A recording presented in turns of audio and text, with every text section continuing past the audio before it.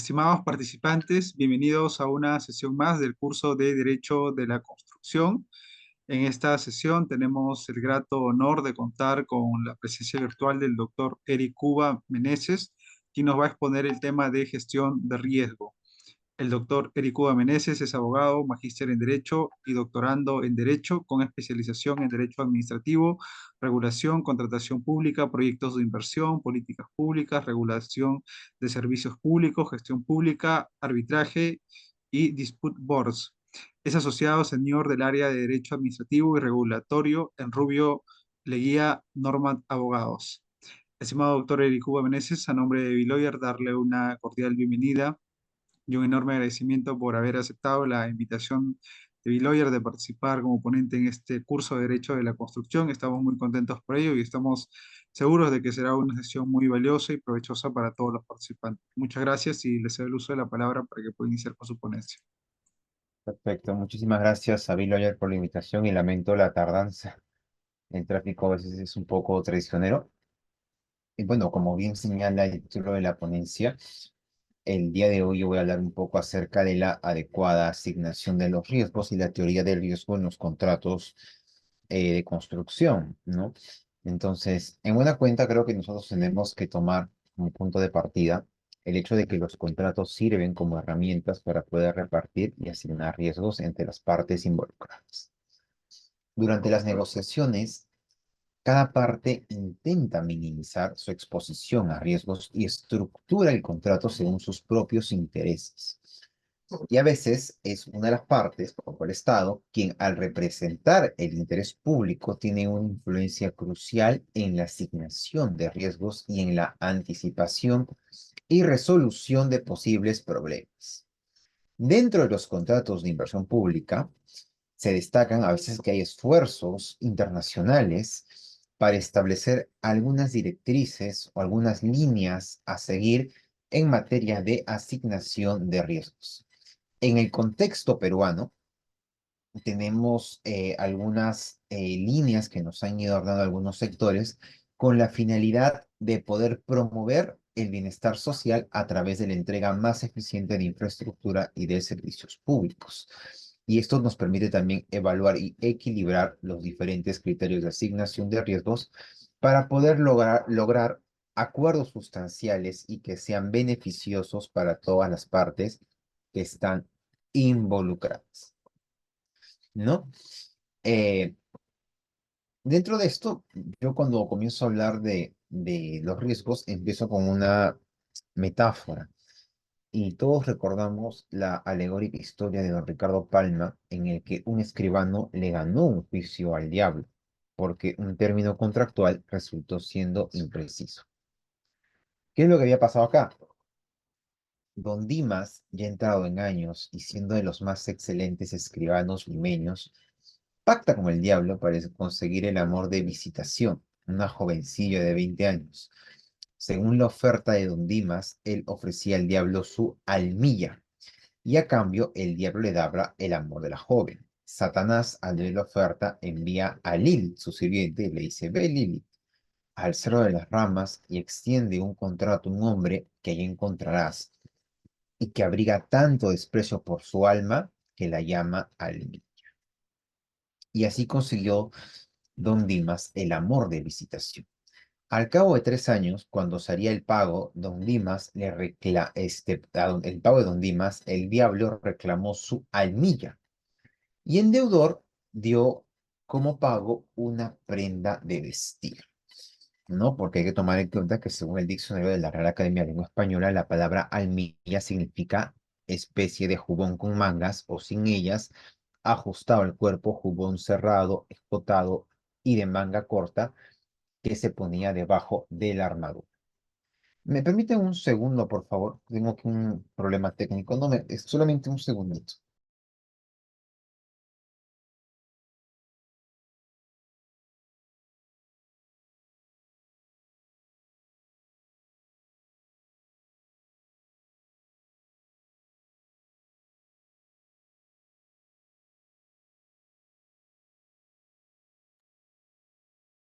Ya, ahora sí, disculpen. Entonces, Les estaba diciendo que ese es el significado de almilla según el diccionario de la Real Academia de la Lengua Española. Dentro de este contexto, un juicio fue entablado en el infierno y fue ganado por Don Dimas, un juicio ganado sin citar las pandectas del fuero justo y con solo la autoridad del diccionario de la lengua. El diablo es astuto, pero ni la más aguda astucia supera a la ambigüedad de las palabras y los términos contractuales. Si el pacto dice almilla, el diablo deberá asumir el riesgo de no haber especificado que por almilla debía entenderse algo. Pero no solo una redacción poco atenta puede resultar en la pérdida de la eficiencia y de la utilidad, sino que el contenido de los acuerdos contractuales también puede verse afectado por factores externos como un conflicto social, una alteración en la configuración del mercado, un desastre natural, una caída en la demanda y uso de un bien o servicio, la variación del tipo de cambio de la moneda, la indisponibilidad de terrenos para la construcción de una obra, el surgimiento de una obligación en cabeza de quien emite sustancias contaminantes al medio ambiente, etcétera. O regresando al símil, ¿qué hubiese pasado si de manera sobrevenida la deidad hubiese reclamado el alma de Don Dimas antes de que se verificara el supuesto para que el diablo pudiera cobrar su almilla? La aparición de un riesgo impacta en un contrato provocando una carga extra que deberá ser soportada por alguno de los contratantes o por ambos. Este aspecto de la connotación necesita de una regulación contractual y de reglas que suplen los vacíos del pacto. Y es que todo contrato es un mecanismo de distribución y de asignación de riesgos, lo que se llama allocation of risk. Y esto se da entre las partes. De hecho, el derecho a los contratos existe, entre otras razones, para suplir el pacto con criterios de asignación de riesgos. Ningún régimen contractual cumpliría adecuadamente su función si es que no tuviese normas sobre la asignación de riesgos. Ahora, no es lo mismo para el diablo perder una almilla que para un Estado, un inversionista, perder un proyecto de infraestructura. Digamos, en el segundo caso, tiene una nota de interés general o interés público y el régimen que es aplicable a esto se encuentra establecido en los mecanismos normativos vigentes, que tienen además una, eh, una finalidad de poder cumplir un marco general que la asignación de riesgos entre el inversor y contratista, y quizá de otra parte el Estado, sea eficiente en cuanto al contenido obligacional y también que sea algo forzable. ¿Ok? Esta es una razón por la cual el, el decreto, el decreto legislativo 1362 prevé como uno de sus principios el principio de la adecuada designación de riesgos, por ejemplo, en materia de situaciones público-privadas. Y esta regulación general no contiene parámetros específicos sobre una distribución de riesgos que están contenidos en obligaciones. ¿De acuerdo? Sin embargo, nosotros tenemos que tomar en consideración el establecimiento paulatino de algunos mecanismos que nos van a ir generando una mayor predictibilidad en por qué asignamos los riesgos. ¿Por qué se distribuyen y se asignan los riesgos? La distribución previa en los riesgos o el buen risk management se asocia con el éxito de un proyecto. En general, el éxito de un proyecto es determinado por un adecuado manejo de los riesgos que se reflejará en tres aspectos: el programa del proyecto, la calidad y los costos. Si un proyecto se entrega a tiempo con la calidad esperada y el costo no difiere del costo previsto, quiere decir que los riesgos se distribuyeron de manera eficiente y de manera oportuna. La teoría económica nos dice, la teoría económica nos dice que un contratante racional busca, en primer lugar, aumentar su utilidad. En segundo lugar, lo que busca es perder menos, ¿ok? Busca perder menos. Y en tercer lugar, este, también lo que va a buscar es que durante la negociación y ejecución termine siendo lo más beneficioso posible. ¿De acuerdo?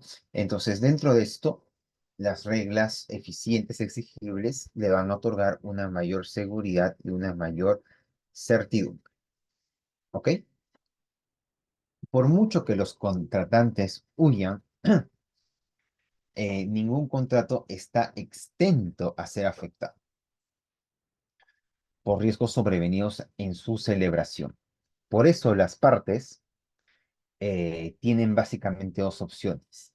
La distribuyen en el contrato o no lo hacen. Delegan su asignación a un tercero o lo ven al momento de la aparición de los riesgos como tal. ¿Ok? Entonces, la elección va a depender, entre otros, del costo de una u otra alternativa. Y el costo de una u otra alternativa presente para las partes va a tener que ver con prever los riesgos y regularlos en el contrato, o también generalmente los factores a evaluar son la disposición de la información, el poder de negociación que llevará a una parte a persuadir a otra para que asuma un riesgo, la capacidad de manejar el riesgo en cuestión, asumiéndolo, transfiriéndolo o adoptándolo como medida de prevención, el beneficio que se deriva a alguna de las partes por tener el riesgo. En buena cuenta, las partes asumen riesgos asumiendo deberes, puesto que los riesgos se traducen en obligaciones y en otras situaciones pasivas o de desventaja conocidas como cargas en el derecho civil. ¿Cuáles son los críticos para poder distribuir los riesgos de forma adecuada? La distribución de riesgos se trata indispensablemente eh, se trata de tomar en cuenta los siguientes críticos. En primer lugar, ¿quién los puede controlar? En segundo lugar, ¿quién puede transferirlos y beneficiarse más económicamente con la transferencia de ese riesgo? En tercer lugar, recibir mayor beneficio por controlar el riesgo. Y en cuarto lugar, el riesgo debe asignarse a una u otra parte con el criterio de eficiencia. Y en quinto lugar, no es práctico o no hay una razón válida aún aplicando los principios anteriores, ¿no? Entonces, nos vamos a hacer una pregunta. ¿Qué parte tiene mejor control de riesgo y no está asociado a consecuencias? ¿Qué parte puede manejar mejor el riesgo o qué parte últimamente tiene más beneficios o soporta de una mejor manera los eventuales riesgos que se vayan a generar? En estos términos, vamos a ver algunas directrices para la distribución de riesgos en los contratos de APPs, los cuales se ciñen a estos y a otros criterios, aunque mediante un razonamiento analógico, ya que estos principios fueron establecidos por la industria de la construcción, ¿no? ¿Cuál es la singularidad en los contratos que celebra el Estado? Si todo lo anterior se predica en los contratos, en general, tenemos que atender cómo se adapta una manifestación de la contratación que difiere de la que se da entre los privados. ¿Ok? Alguna vez, por ejemplo, el profesor Gaspar Ariño señaló que el contrato administrativo es un enigma que no solo tiene una relevancia académica, sino también una relevancia práctica. En primer lugar, dejemos claro que hablamos de contratos celebrados por el Estado, investido de prerrogativas públicas, sometidos, por tanto, a una regulación exorbitante, este, y de derecho público y que no necesariamente tienen que ir de forma supletoria al derecho civil. Se hablaría en nuestro medio de contratos administrativos, se hablaría de contratos públicos, ¿no? Por tanto, no se acomodan a los estándares de la contratación privada establecida como tal. En términos del profesor Gasparillo, esta es una nota distintiva, aunado para el nada desdeñable hecho que una de las partes de estos contratos es una entidad estatal que expone a esta forma de contratación a las realidades políticas e ideológicas, ¿no? Que tomarán las riendas de definir cuáles son las necesidades públicas que los contratos deben de satisfacer.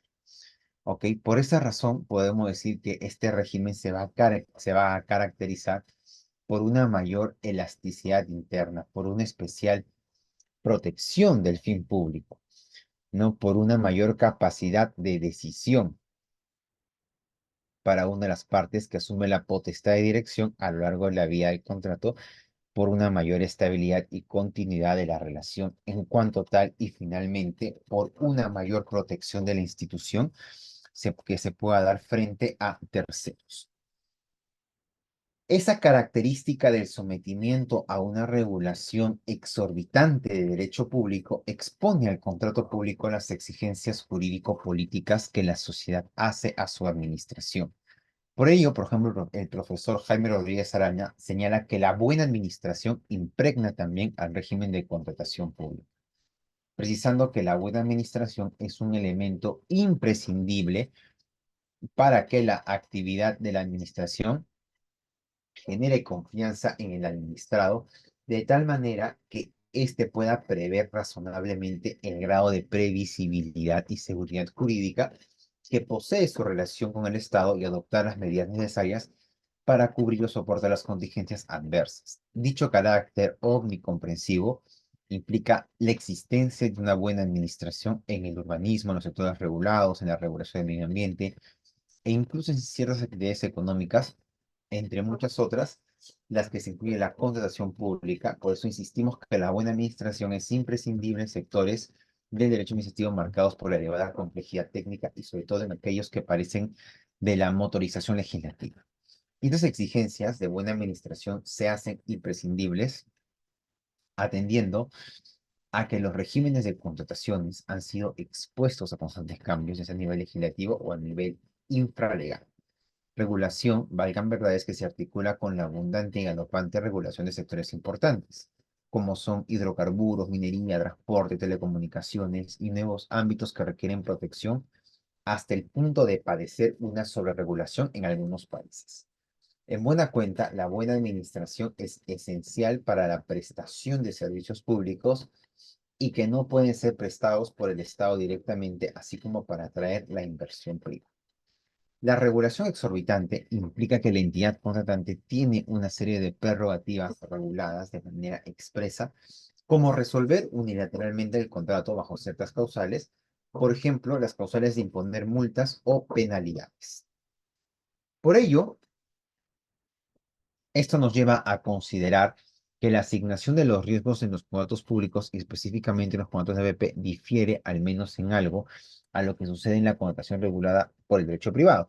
Ciertamente hay un papel muy importante que se juega el concepto de valor por dinero o value for money, que se establece también en parte de eh, en nuestra legislación, ¿no? Podemos ver que hay ciertos lineamientos, ciertas prácticas, por ejemplo, que se han venido dando, donde se mencionan algunos tipos de riesgos por etapas. Por ejemplo, en la etapa de diseño y construcción hay un riesgo de diseño. Y el riesgo de diseño usualmente está asignado al privado. El riesgo de construcción, por ejemplo, debe ser asumido también por el privado, pero se puede exceptuar de la regla si hay sobrecostos o sobreplazos derivados de eventos de riesgos no controlables. Tenemos también el riesgo de expropiación de terrenos, que es asignado al concedente, ¿no? Excepto en la relación de servidumbres, por ejemplo, en algunos proyectos de energía eléctrica, ¿no? Se pueden ir viendo. El riesgo ambiental, que es asignado al privado, excepto los pasivos originados antes de la firma del contrato, ¿no? Tenemos también, por ejemplo, el riesgo por la terminación anticipada del contrato.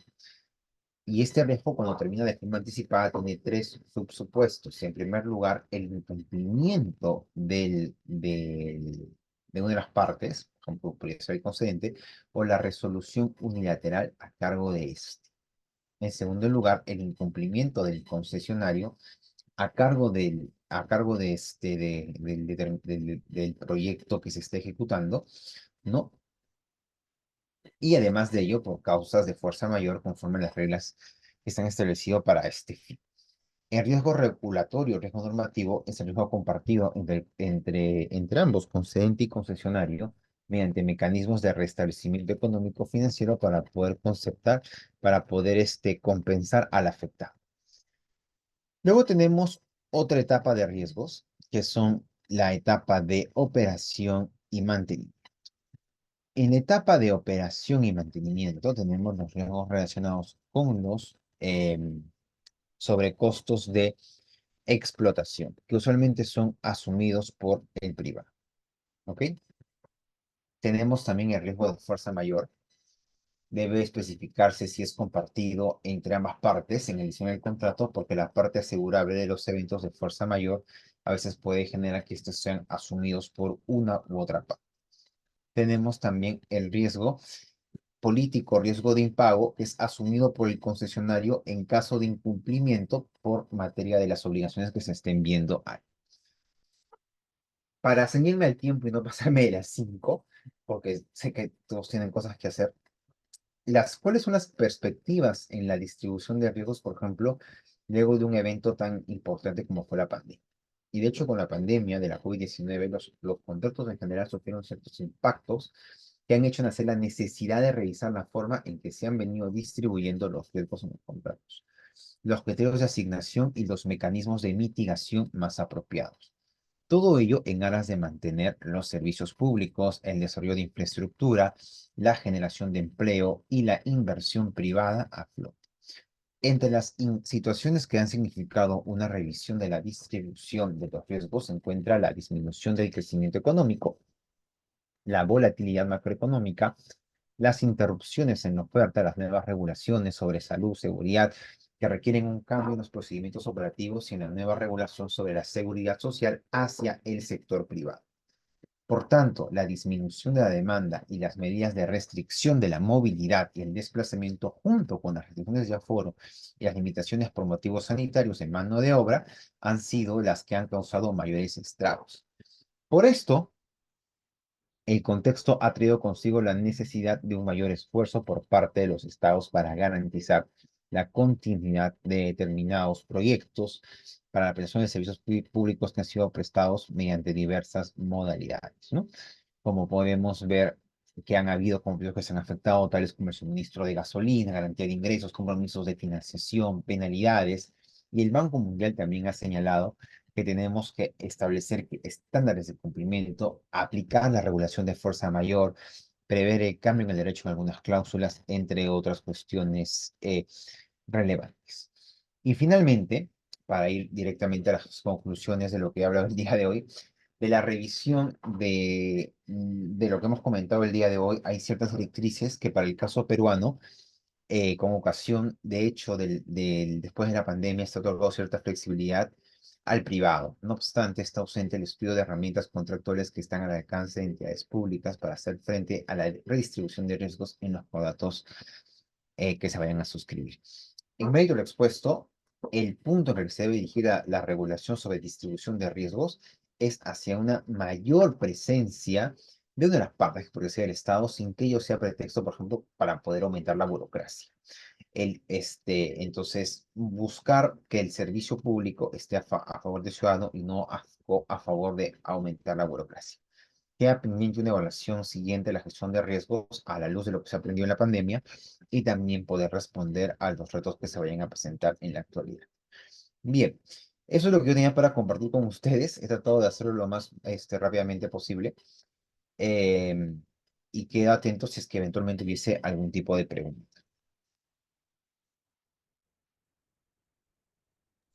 Muchas gracias, estimado doctor, por la exposición. Si alguno de los participantes tiene alguna duda, alguna pregunta, puede levantar su manito y se le cederá el uso de la palabra, o en todo caso puede dejar su interrogante en la bandeja de mensajes.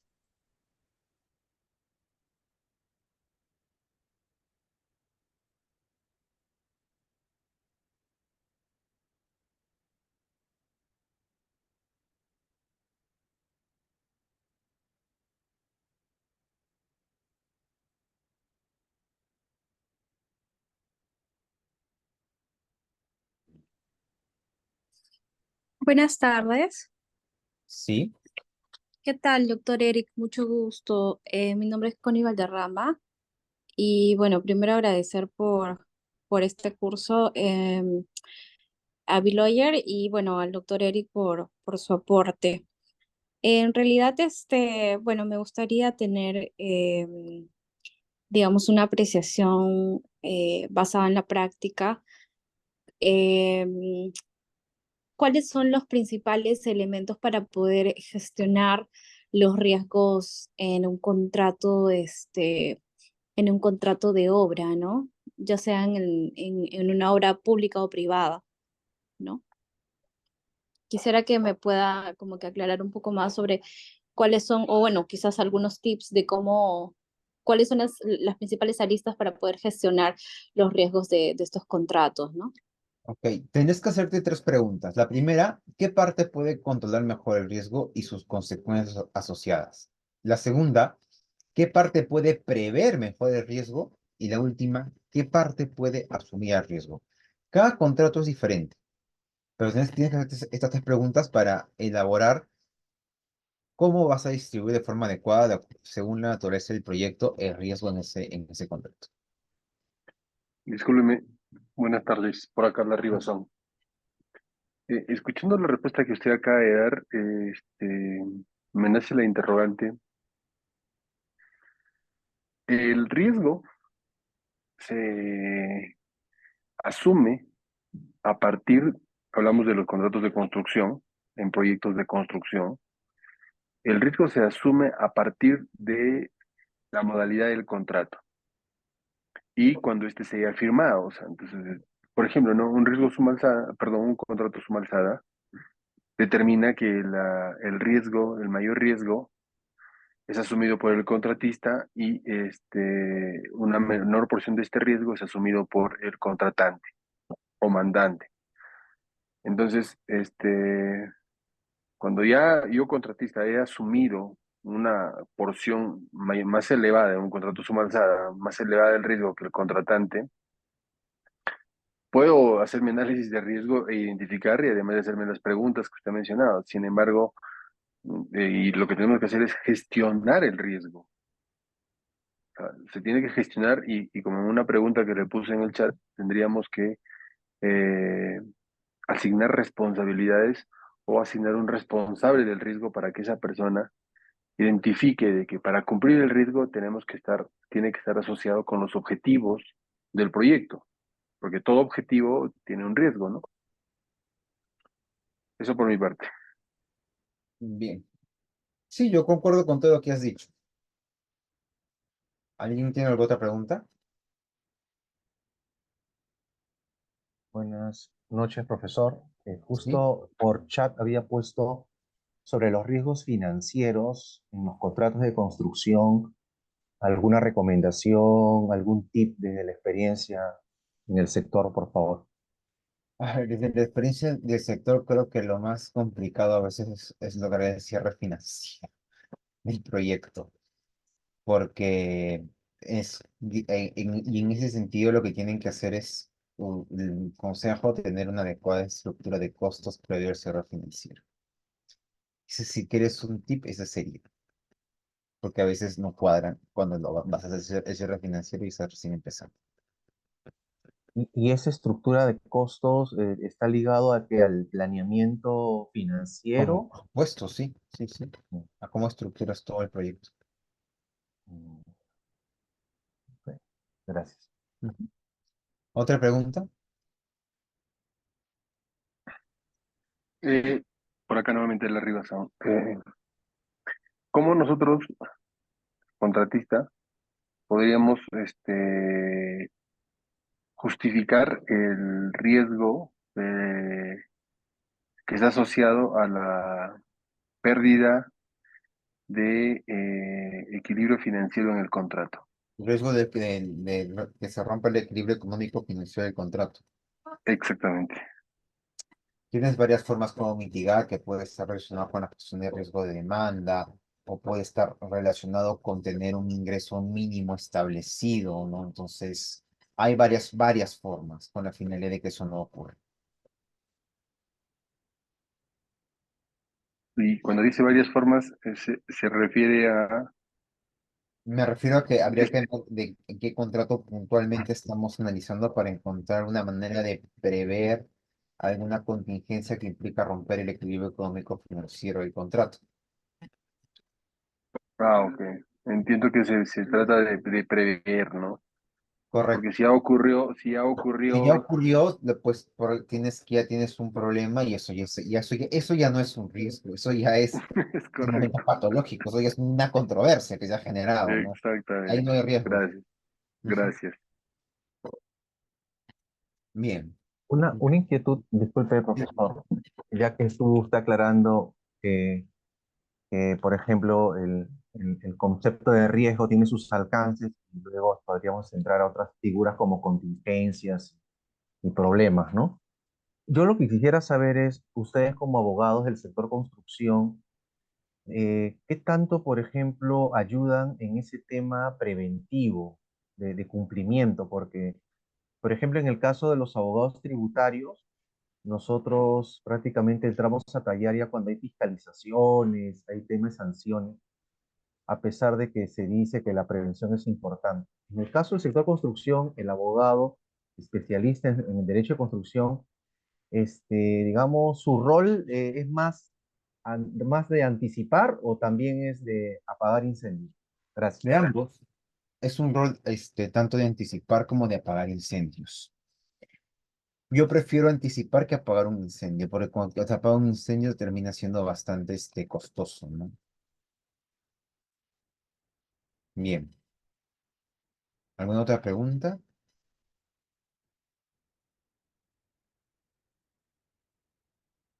Bueno, si no hay más preguntas, nos quedaremos aquí, me imagino. Muchas gracias, estimado doctor, por responder cada una de las preguntas de los participantes. Gracias por compartirnos su conocimiento y su experiencia. Ha sido algo bastante fructífero para todos los participantes.